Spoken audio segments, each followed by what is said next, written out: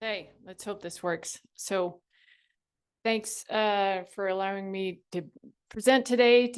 Thanks to all of you for being here, and another shout out for those federal employees who are really dealing with some difficult times. So um, yeah, this is a tough situation. I have drank way too much coffee this morning, so uh, that usually doesn't happen. So who's keeping me on task here? Somebody? Okay, great.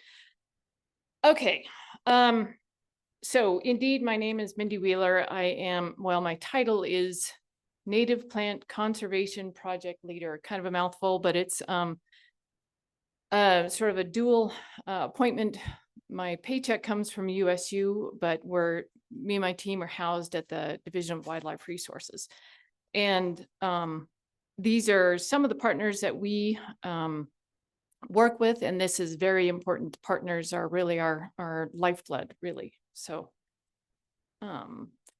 this, sorry team, but we need to get better at taking more current photos because this is the rare plant team. I think we took this photo 2 years ago now. So we no longer have Bailey. She's in grad school in Spain, but instead now we have Kenzie.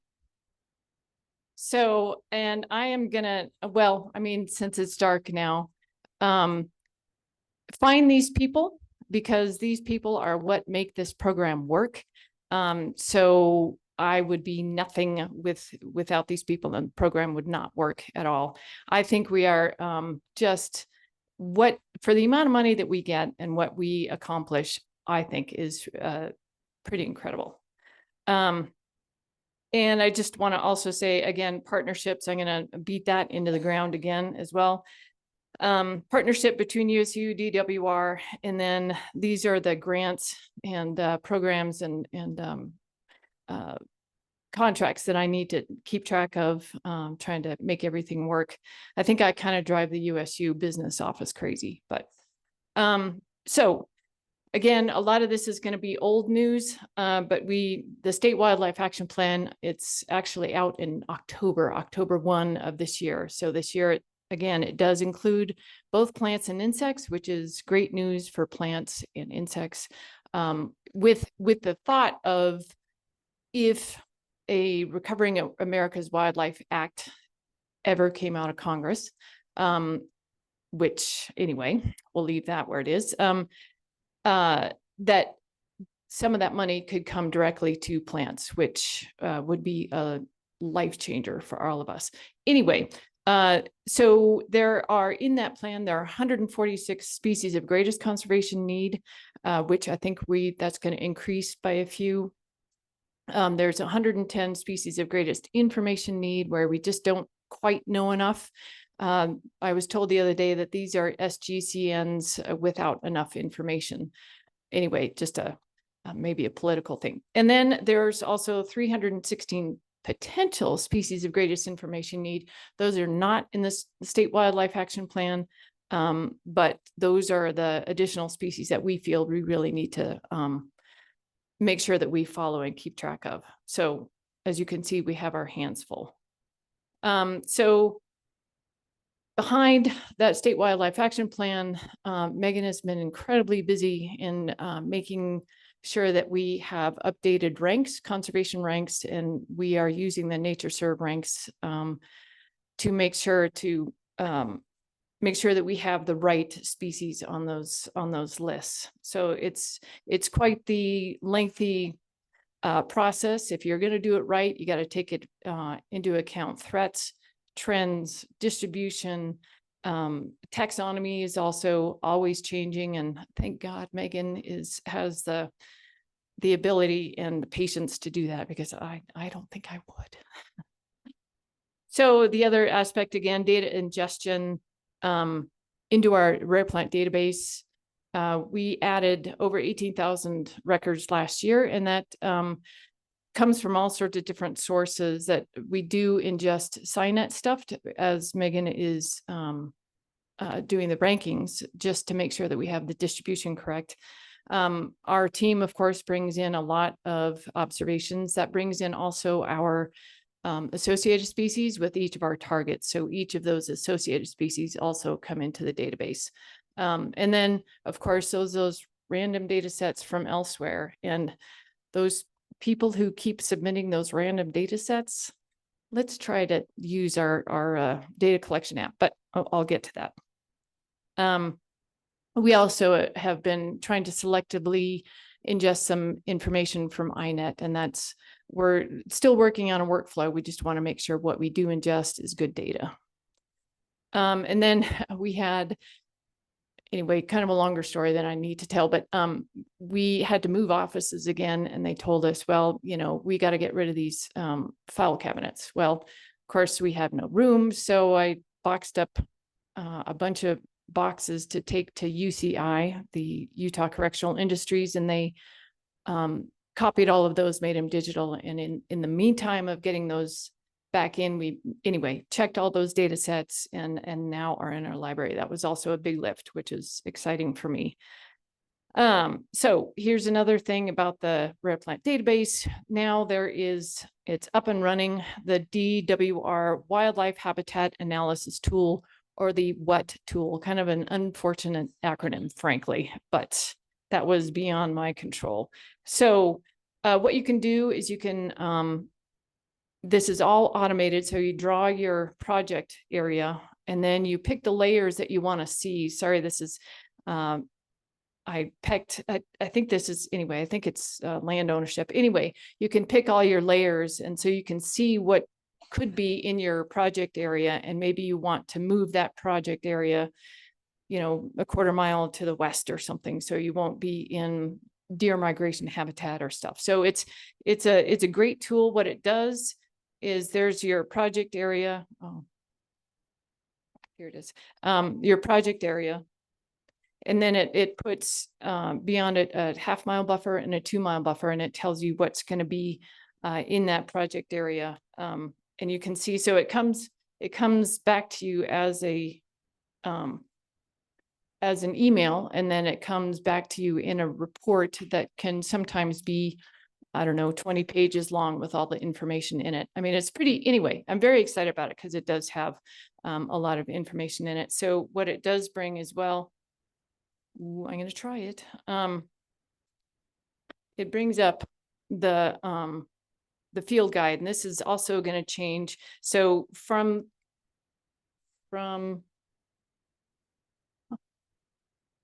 where to go? Oh, wrong one. From these links, it can take you directly to the field guide, and it will bring you to each one of those species. And so it's pretty exciting. I mean, it's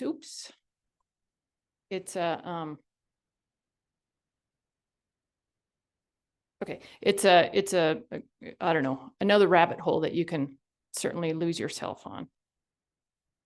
Okay, now I don't know how to get back to. It's not letting. Oh, sorry, it is. Sorry. Okay. So then another thing that's very exciting to us, and I'm not sure how I'm doing on time, but what's exciting for us is this, and I am biased, but this is a wonderful database and should be usable for so many people. We can talk to me about that if you have questions.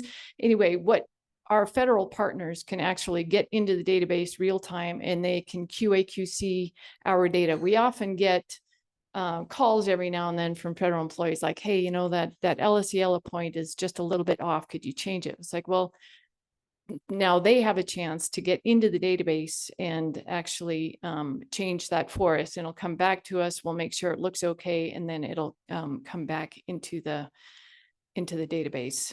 Anyway, it's exciting for us, and I hope it's exciting for some of our federal partners. And at any time, federal partners, just tell me what you need, and we'll try to get it for you.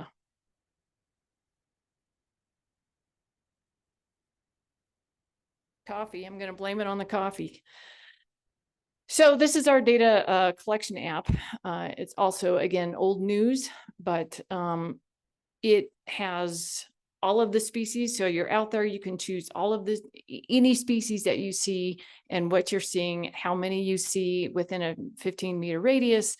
The bonus is that that data comes back to us, and that data becomes usable within a short period of time versus any other formatted digital reports or shape files or whatever. It just takes another level of time for us to get to it and get it back into the database. So please, as many as you can, use this data collection app, because it really helps that data be current and for everybody else to use, and will really help us, keep those conservation rankings current as well.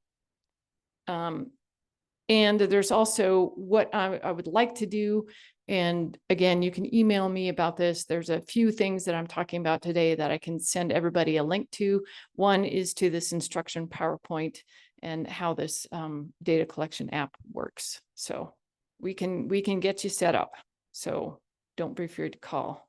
Fieldwork. So thanks to Zach, he put together a presentation previously, and then I got sucked down a rabbit hole of all these wonderful photos that he takes, and sort of made me remember like why I do this. So so here's a few of his lovely photographs that I felt like needed to be shared. So I'm just going to go through this quickly, just to give you an example of what we do. In April, we spent some time down on White Dome surveying for the Pedicactus siluri. TNC hadn't had a survey for this one in quite some time, and as well as I think maybe 70, I can't remember how many Pedicactus siluri also got transplanted, and so we're following those transplants as well. We did that because the area right next door, the Sitla parcel right next door to White Dome, was going to go under the bucket, I guess you can say that. So the other thing that we did in April, this is the 3 milk veg conservation agreement. 3 astragalus down in the Moab area sort of rose to a higher level, kind of a long story as well. But now we have a whole bunch of partners working on these astragalus together. Astragalus isolii, Astragalus sabulosus, and Astragalus vehiculus. So in this photo that looks like Ben, is that right? Who's bending down there? Oh, Liz, okay. Anyway, so this is Ben. That didn't make sense, because Ben is flying the drone, because we're trying the drone on Astragalus sabulosus for monitoring, because as you likely know, sabulosus is generally on very steep slopes, steep and loose slopes. So it's much better for both the plant and our ankles. And it looks like it's going to work. Last year was sort of a trying it out kind of year, and now we've learned some lessons, and we'll go back with those lessons. May, there's an unnamed lomatium in Diamond Fork. I tell you, the changes coming in APACE. Watch out. It was incredibly dizzying to me when those guys were talking about it. So these guys, the crew spent some time chasing down that lomatium. I am not going to steal Zach's thunder on this. He'll be talking about this. In May, we did some Townsendia, more cyclodenia. And then also in May, we did Astragalus anterinus. This is up in the northwest corner and into Idaho and into Nevada. We're doing demography plots. We have one more seed bag extraction to do. We're testing seed viability out there in situ, which is kind of interesting. We haven't really seen a big decrease in the seed viability over the past 8 years so far. Am I doing that? Okay. Hey. So we're going to be meeting again with the BLM just to see if we can sort of circle back around and see what the next step is, to see, because we're hoping to do a population viability analysis of this plant with our demography information as well as the seed viability information. Because I tell you, what's going on above ground only tells maybe a third of the story. We really need to know what's going on. The seed bank is really where the secrets are. June, the crew did the Desolation Canyon trip again. I tell you, those canyons are just always produce some interesting and fun results. So they found some more of the Navajo sedge, which actually that's going to be sucked into the DNA analyses rabbit hole as well. Anyway, and a whole bunch of other great finds. We also did the last required year of monitoring for the Astragalus deseraticus. So we will certainly still be following this, but we won't be doing it absolutely every year. July, Uinta Mountains, I think July, we also got into the Logan Peak area to do some monitoring up there. Again, so for you Forest Service folks, we're working on a good Forest Service report for all the stuff we did on Forest Service lands. In July, also the Abajo Mountains. Is it something I said? And then, sorry, Erigeron abajoensis, which is, these are species on the Manti-La Sal National Forest's species of conservation concern list. Epilobium nevadense, and again, these are wonderful photos of Zach's. September, Peridili speculocola, and this was sort of per Joel Tui's urging, which generally very much appreciate. So I just love this photo. This guy just keeps the absolutely incredibly organized notes, right? So same guy, same shirt, same plant, you know, just incredible. Yeah. So anyway, gotta love Joel Tui. He's just such a wealth of information. The Clismia atwoodii, very exciting find. If you want to know more about this one, ask Zach back there. So a pollinator habitat program, I will go to this because it's kind of fun. So we also did the pollinator habitat program again. Which, let's see if I can make this a little bit bigger. So this is, this was a great idea of Ben's to do a time-lapse photo of handing out the 70 to 80,000 plants, seedlings that we did, native plants for pollinator gardens. So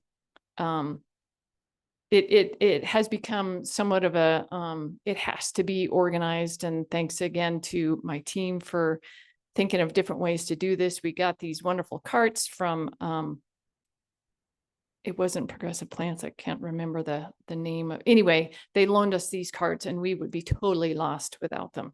So we'll just keep going on that. So the other aspect of the pollinator habitat program is we did have a webinar last night. Doug Tallamy, who wrote Nature's Best Hope, did a webinar for us, and that will be, excuse me, the link to that will be up on the Utah Pollinator Habitat Program. Sorry, I didn't see that before. That will be up on in a couple of places. So, and he did an absolutely fantastic job. So we're almost done here.